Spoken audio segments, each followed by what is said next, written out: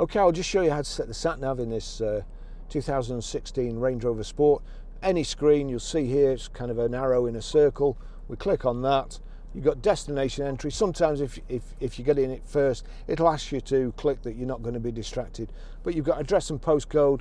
Postcode, we're Grosvenor Garage, Chorley Road, Waltleydale, Preston, PR, and it's defaulted to numbers, which not all of them do. It's a really good system. PR54J, and we want an S there. Click OK, and then go. It's as easy as that. Great system, easy system to use. Thanks for watching.